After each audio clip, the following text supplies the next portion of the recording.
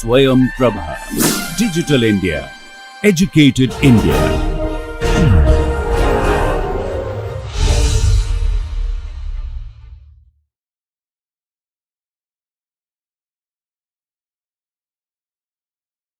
Welcome back. So, now we will discuss three cases: elasticity of demand, elasticity of supply, all we have discussed. Using those concepts, using those knowledge whatever we gained through different diagrams, different demand curve, different supply curve, along those demand curve and supply curve, what is the elasticity of demand value, what is the elasticity of supply value, and so on. Using that concepts, we will now elaborate three very interesting cases. Okay. And all these three cases we are taking from the book what we are following, right. So, first one case is there in the book, say can good news for farming may be bad news for farmers.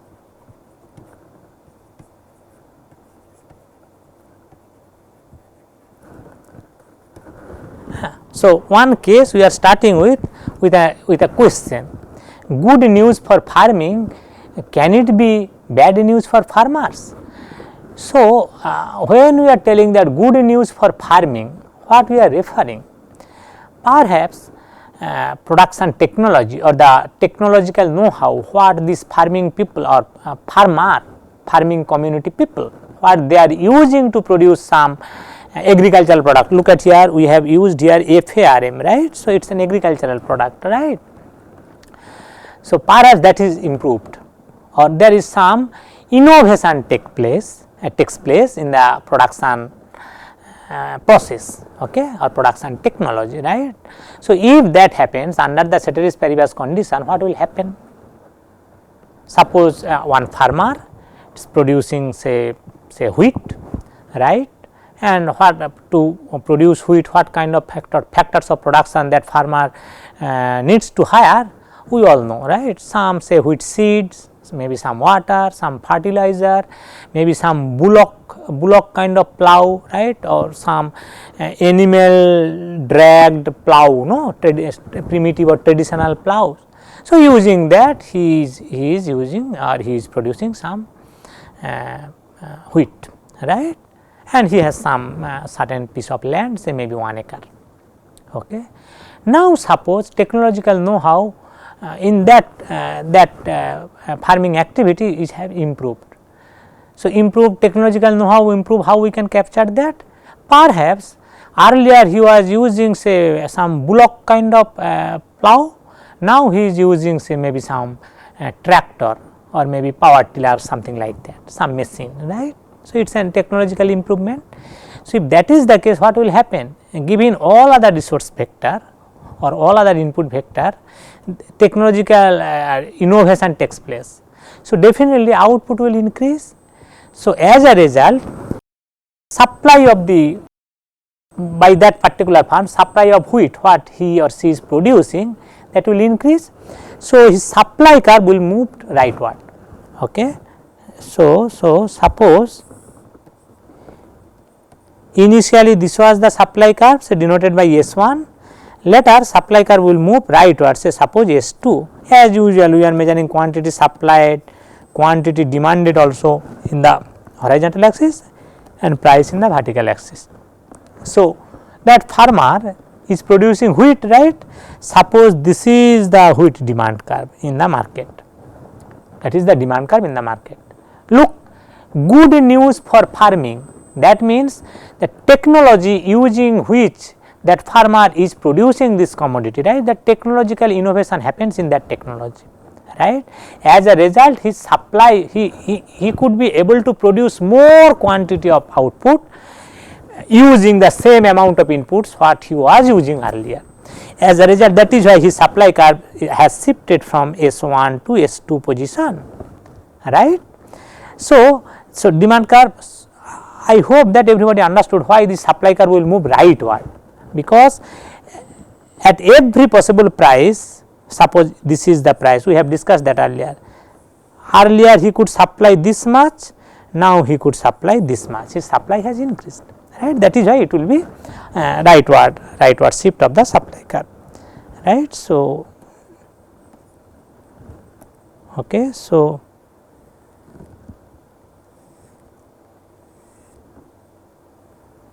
this is the situation. So, what will be the equilibrium? So, initial equilibrium point say E and later equilibrium due to supply movement, say suppose this is E1. So, when equilibrium, because we know that equilibrium price and quantity will be determined in the market by the interaction of demand supply curve. In this particular case, supply curve shifts rightward, but demand curve does not shift, because technological innovation in production of the commodity does not have any implication or apparent implication or immediate implication on the demand curve, right. So, that is why demand curve as it was. Okay. So, initially this was the price, say suppose P star, okay, and this much quantity of wheat that farmer could be able to sell in the market, because that much demand was there at this price, right.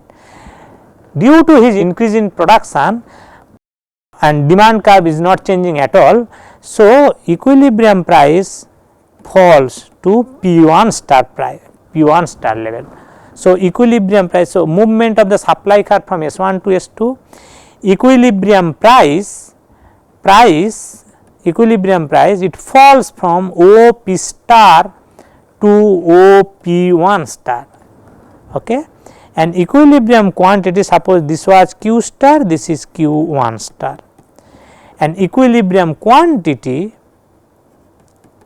it increases from OQ star to OQ1 star, right, given this diagram. So, what is the income of that farmer? So, income of the farmer initially was this area of this rectangle OQ star EP star. So, initial income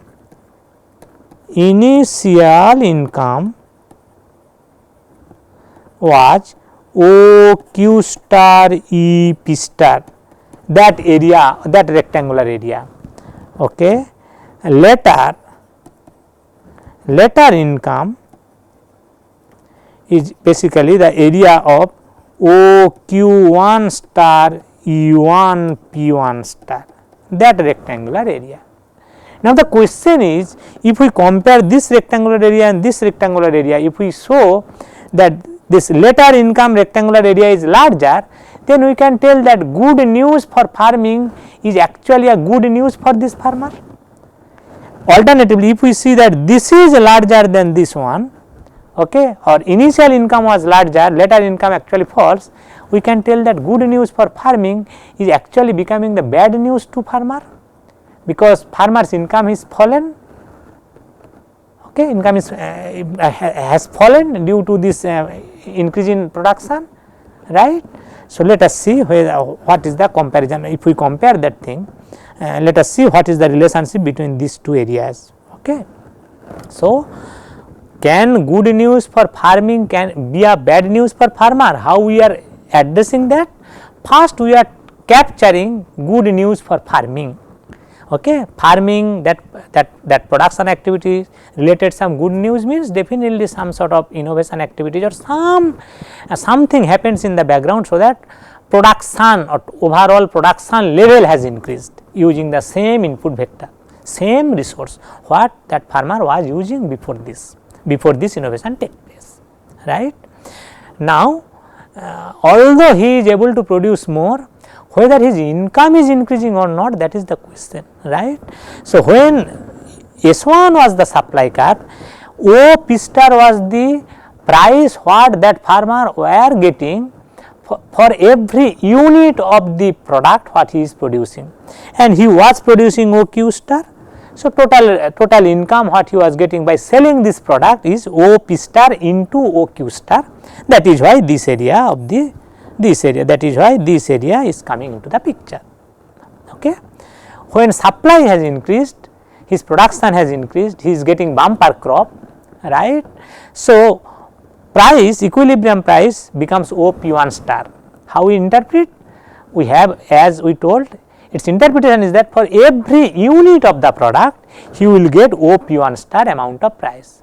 Now, how many units he is producing? He is producing this much unit OQ1 star amount. So, total income will be how much? OP1 star multiplied with OQ1 star. Okay. So, that is why this area is his income. Okay. Now, whether we will compare these two income, which is larger or which is smaller. You can understand that since it is a agricultural commodity, perhaps it is a necessary commodity. This wheat, rice, these kinds of commodity, those are the food items for the society or people, right. So, these kinds of commodities are usually necessary commodity, and as you know that necessary commodities usually have elasticity of demand is less. Okay. Necessary commodities, commodity which are necessary to us, our own price elasticity of demand for that commodity will be less, because since it is necessary, as we clarified already, since it is necessary, even if price increases, I can't cut down that much consumption of that commodity, because it is a necessary commodity to me, I have to use some amount of that commodity. Alternatively, when price falls, I can't increase my consumption that much, right, perhaps little bit more, but not that much, because it is a necessary commodity. Perhaps my family requires say 20 kg per month. Okay. Earlier perhaps because price was very high, I was trying to purchase 18 kg, okay, and 2 kg I was trying to substitute by some other relatively cheaper food items. Okay. Now, when it price becomes little bit less, I am trying to be consume instead of 18 kg perhaps 19 kg, perhaps 20 kg, but beyond 20 kg I do not know, I do not need at all. It is a necessary commodity and I do not need more than that, because that is enough to maintain my family per week, okay, or per month, whatever it is, right. So, that is why if we have a necessary commodity, consumer or the commodity is necessary to the consumer, then that consumer will be or behavior of that consumer will be less responsive to the price of that particular commodity, right. Since it is an agricultural commodity, farming we are talking about. So, agricultural commodities are usually necessary commodity, wheat, rice, these kinds of things if you consider, those are necessary from the consumer's perspective who are consuming this commodity, right. So, since it is a necessary commodity, its elasticity is less, or we can tell demand is inelastic, demand is inelastic. Demand is inelastic means what?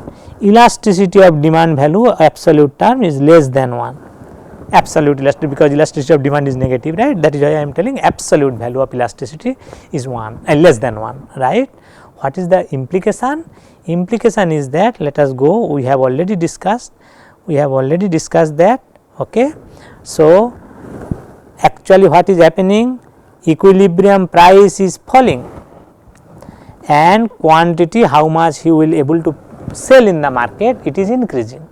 In the diagram, if we go to the diagram, look at here, equilibrium price is falling, quantity is increasing. Okay. So, when price is falling, quantity is increasing, absolute elasticity value is less than 1 by virtue of the fact that this commodity what that farmer is producing is a necessary commodity to its customers who are consuming this commodity, who are purchasing this commodity from this farmer in the market, right. So, since it is a necessary, so elasticity of demand, own price elasticity of demand is less than 1, own price elasticity of demand is basically del Q by Q, denominator is del P by P, right. It is less than 1 means the rate at which del Q by Q or quantity is changing, price is changing much more faster rate. As a result, this ratio becoming less than 1, absolute value, right. So, the rate at which price is falling, because price is falling in any case, so rate at which price is changing, that is much more faster than the rate at which quantity is changing, right. So, price is falling much more faster than the quantity is increasing. So, resultant will be what? Revenue will fall. Okay. So, with this we can establish that since revenue is falling, revenue falls, that means that later income, this green color circled income area is lower than the yellow color circle income area. So, green color income is basically the later income after the bumper harvest, whatever income that farmer is getting, and this yellow colored circled area is basically the before that technological innovation takes place, whatever income he was getting earlier, right. So, with this we can establish that yes, good news for farming can be in fact a bad news for farmer, right. So, that is the thing. So, it is an interesting thing for you people, you understand that when we are getting that bumper crops, that may not be necessarily is very good news for the farming community, right. Due to bumper crops, supply of the product will increase in the market, as a result farmers will get less price, okay, but we do not know how much income, whether income will increase or income will fall. Okay. In fact, if this commodity what that farmer is producing, that commodity is a necessary commodity to the customers, okay, his income will go down because elasticity value is less than 1 or demand for that commodity will be inelastic. Okay. So, this is the first case. Let us go to the second case. Okay. Say we are going to a new page. Okay. Second case. Okay. Why can't OPEC maintain high price for long, high price of petroleum for long? Say, let me tell you the story. What is the story? So, OPEC, OPEC is a cartel or a group of certain countries which are the major producer of petroleum products worldwide. Okay. So, its full name is Organization of Petroleum Exporting Countries. Organization of Petroleum Exporting Countries. So, who are the members? Sometimes back we mentioned this OPEC. Let me remind you, mostly the Middle East countries like Saudi Arabia, Iraq, Iran, Kuwait, these countries, then some Jordan, Libya, this kind of countries, some of them are also northern African countries. Okay.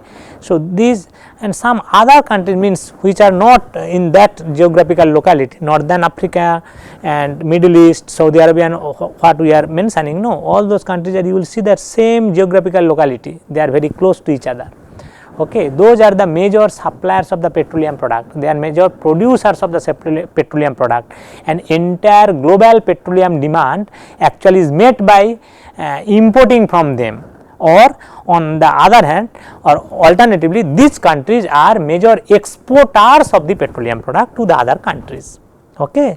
And some other countries also which are away from that localities like Venezuela. Venezuela is I think South American countries, northern part of the South America, that South America is a continent, no. So, northern part of that continent, I think this country situated, Venezuela. Venezuela also I think is a part of this OPEC member. Okay. So, these countries what they will happen, say suppose petroleum, you can understand that petroleum is a necessary commodity, right, for everybody, right, it is an essential fuel. Okay. So, its demand curve, say global demand curve something like this. Okay. And suppose this is the supply curve. In 1960s, 70s, sometimes back quite early, okay, OPEC member they sat together and decided we will voluntarily cut down our production. Like how? Say okay, Saudi Arabia maybe was producing per day 1000 barrel of petroleum, right. Saudi Arabia is telling them no, I will cut down this 1000 barrel to 800 barrel. Okay. And similarly they negotiate among themselves and they are, every member of that group, they are cutting down their production voluntarily. What is the target? Target is that they will try to control that supply this way. If say whatever, say 5 countries are there or 6 countries are there, right, each of them are petroleum producer. Whatever they can produce, each of them, if they voluntarily cut down their production, what will happen? Total amount of production globally will fall, because these members only are the global producer of the petroleum, it will fall. So, as a result, in the market, world petroleum market, supply curve will shift leftward. So, like S1 to S2 kind of thing in the diagram. So, as a result, what will happen? Resultant thing is that earlier they could able to, they jointly, all the group of the countries, these OPEC countries, they could sell this much of petroleum earlier, and for per unit of petroleum this was the price. So, OQ star, OP star, this was the initial equilibrium price quantity situation. When they are voluntarily cutting down their production, supply curve is moving leftward. So, supply curve shifting from S1 to S2, and as a result they could sell little bit less amount of petroleum, but they will get little bit more price per unit of the petroleum. Okay. So, what will happen? Happen is that because the petroleum is a necessary commodity to the customer of the petroleum, because it is a very important commodity or important fuel item for everybody, all the countries, all over the globe. Okay. So, as a result, it is a necessary commodity, its elasticity value is less than 1, elasticity of demand value is less than 1. So, what will happen? Price will increase, quantity will fall. Since elasticity value is less than 1, that means the rate at which price is changing, quantity is changing much more slower rate. So, price will increase much more faster than the fall in quantity. As a result, income, price into quantity, that we call revenue, no, that is the revenue, that will increase, because price is increasing much more faster than the quantity fall, right. So, revenue will increase. So, that is the motive to voluntarily cut down the production. If we cut down voluntarily our production, Saudi Arabia, Venezuela, all the OPEC members who are there, no, Kuwait, Iraq, Iran, everybody's income will increase. Earlier they were getting whatever income, today now they will get more income, although they are cutting down their production. So, what will happen? The why can't OPEC maintain high price for petroleum for long? So, for they say suppose in 1970, suppose they have decided that, and immediately in the 1970 or 71 they are getting that high price, and their each of their revenue or income is increasing, income for selling from selling petroleum, right. But what happened in the longer period? No, 3 years, 4 years, 5 years, because now petroleum becomes expensive, because price level has increased, right, due to cut down the production or due to supply shortage, right, price has increased. So, since petroleum product is becoming dearer to the customers, customers are trying to adjust their behavior over the long run. That we told that longer span, no, perhaps I am commuting from my residence to my workplace by my private car. Okay, when the fuel price is increasing very high, what I will do? Perhaps the longer time, immediately I can't cut down that behavior or adjust, I can't adjust that behavior. Okay, but over 1 year, over 2 years, over the longer period, perhaps I will switch to availing say public transport system instead of driving my own car, right. So, over time what's happened, for the longer period, this elasticity, demand for the petroleum is becoming more elastic. So, this becomes 1, become greater than 1, right, it is becoming more elastic demand. Okay. So, as a result, what will happen when elasticity is greater than 1, that means what? The rate at which quantity is adjusting, price is changing much more slower rate. As a result, this ratio is becoming greater than 1, right. So, in any case they cut down their production, supply curve shifted leftward, but demand curve initially was this kind, okay, little bit steeper, over the time demand curve is becoming little bit flatter. As you know that more flatter demand curve, elasticity will be more and more, right. So, as a result, elasticity also is becoming larger than 1, or it is becoming more elastic demand for the petroleum. Okay. As a result, they can't, or eventually their revenue is falling, because the rate at which quantity will fall will much more faster rate than the price increment in that case. Okay. So, as a result revenue will fall, their income will fall. So, that is why can't OPEC maintain high price of petroleum for long. So, when their income is falling, then they are sitting again and they are telling that no, perhaps something wrong is happening, let us do not voluntarily. So, because price is falling, because of this elasticity, because high elasticity, no, the kind of high price they are expecting, price is not okay. Let me take another appraise diagram. Okay. They are cutting down voluntarily their supply and supply curve moving from S1 to S2. So, when demand curve was very steep, look at here how much price increment was there, but eventually demand curve is becoming flatter, it is not that much steep, right, because over the longer period people are adjusting their behavior, okay, and demand curve is becoming flatter. Now, look at here how much price is increasing little bit less than the earlier situation, right.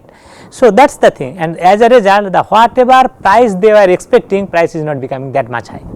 So, over the longer period OPEC can't maintain the high price of petroleum by voluntarily cutting down its production. This is the one side of the story which we can explain using just elasticity of demand, elasticity of supply, using those concepts. Okay. But OPEC is basically this OPEC, no, it is a cartel in the oligopoly market. Sometimes later we will discuss oligopoly market, that time we will realize that cartel is very unstable kind of thing. When the kind of high price each of the member of the cartel are expecting, no, when price is not increasing that much, okay, so each of the member will suspect the other member. We negotiated and we decided that voluntarily we will cut down production, everybody, I will cut down production, my production, you will cut down your production and all. People will suspect that perhaps I am cutting down my production, but others are not cutting down their production. As a result, the amount supply curve is supposed to shift, perhaps supply curve is not shifting that much. As a result, the amount of price increment we are expecting, price is not increasing that much. So, there is a very interesting story, we will discuss its counterpart in oligopoly market. You will realize that two effects are there. One effect what we are discussing, elasticity of demand is getting larger over time, over longer span of time, but not only that, actually the people will suspect each other, perhaps others are not following the price cut or supply cutting strategy or production cutting strategy, okay, as they guaranteed or as they assured to other members, perhaps they are not behaving that way. Okay. So, that suspicion over time will happen that the cartel will break, okay. That we will discuss in oligopoly market, that is very interesting things. Okay. Let us discuss the last case, right. Can drug interdiction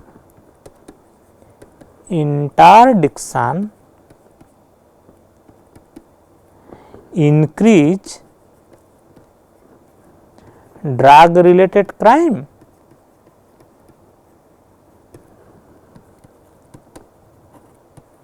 That is the question. Let me tell you the story. You know that in US, okay, US lot of illegal drug transaction is there. Illegal drug transaction worldwide it is there, but in US I am bringing because it is a geographical location, I can make you understand easily what is the situation happening there. Okay. So, lot of drugs are usually from the Mexico border side, that border, illegally lot of drugs used to come inside the US market, because demand for drug is there inside US market. Okay. So, what should be the US government better strategy? US government can do two things, maybe tighten the security at the border, right, so that this drug can't come illegally in that way, right. That is one way. Another way, what could be the other better way, I am coming to that. So, what will happen, say suppose demand for drugs as usual, quantity supplied this side, quantity demanded that side, we are measuring, price in the horizontal axis we are measuring, right. So, say suppose this was the supply of the drug in US market. When you are tightening the Mexico side border, through which major drug, illegal way drug is coming inside the country, if you tighten that border, supply within the country of drug will fall. So, supply curve will shift leftward. but demand curve is this kind, because people who are addicted to drug is basically a necessary commodity to them, right. So, what will happen, since it is a necessary commodity, absolute elasticity of demand for drug is less than 1. Okay. So, when supply is actually falling, price is increasing and quantity transaction is falling. Okay. But since elasticity is this, elasticity is less than 1, so the way price will increase, quantity will not fall that much faster rate, that is why it is less than 1, right. So, as a result, price into quantity or total revenue, that will increase, R will increase, because increment thing is much more faster than the fallen thing. So, their product will increase. So, what will happen, these people who are drug addicted, who are the users of the drug, right, they need more money now to purchase the drug. Okay. Although less amount of quantity drug available now in the market, okay, they need more money to purchase that drug, because they are addicted to them. So, as a result, what will happen, these people who are user of the drug, they are addicted, they used to involve in drug related activities or criminal activities. Through that criminal activities involvement, they get money to purchase the drug and consume, right. So, as a result, this is the true actually drug interdiction, and due to that interdiction, if you try to tighten the supply curve, okay, or supply, if you try to reduce the supply or increase the price, reduce the supply, for that price is increasing, right, price of the drug is increasing, right. If you do that, actually drug related crime may increase, because the people, even after this shortage of supply, who are going to purchase the drug, okay, because not that much people, not that much amount of quantity of quantity equilibrium transaction of the quantity of drug will fall, right, but price will increase high. So, after this price adjustment, people who can be able to purchase still drug, right, they need more money, right. So, they will involve into more and more drug related crime. Okay. So, with this message, we can have a we can go for a what is the ideal policy in this case, right, because drug has lot of negative health benefits, right, say cigarette smoking, right. If you want to reduce the amount of smoking, okay, within the country, so two ways are there, supply of the smoking, so supply of the cigarette and demand for the cigarette, right. So, if you try to say increase the price of the cigarette, what will happen, that it may the case that not that much people, say suppose you are increasing that through the cigarette supply, you are trying to cut in the supply S1, initially S, later S1. Okay. So, price of this cigarette will increase huge, quantity will fall little bit, okay, and as a result, even after this supply shortage, right, people who are going to purchase that cigarette or those kinds of drugs, right, they have to spend more money, okay. So, they may involve in lot of drug related crimes. So, best way to reduce this kinds of bad habit of the people which has health hazard and all those things, best way is not try to reduce the consumption through increase in price, rather try to, this is the supply curve, try to reduce the demand curve. How we can do that? Through some social awareness campaign and all those things. No, if you see that cigarette packet, on that packet, no, some statutory warning is there, right, smoking is injurious to your health and all those things, or certain social campaigning kind of thing, it has its health hazards, okay, it is detrimental for your health and all those kinds of social campaigning thing. If you do, if you make people aware about those things, so people will try to, demand for cigarette will less. So, demand curve will shift from, say suppose D1 to D2 place, left side. So, as a result, definitely consumption of the cigarette will fall, definitely. Okay. So, what is the message? Message is that the commodity for of which have some sort of negative effect on the consumers of that product, right, increase its price perhaps through imposition of high tax and all that may not be a very good policy. Rather, try to reduce its demand for that commodity in the society through maybe social awareness campaign and all, that will be a better policy. Let us stop here. Take care.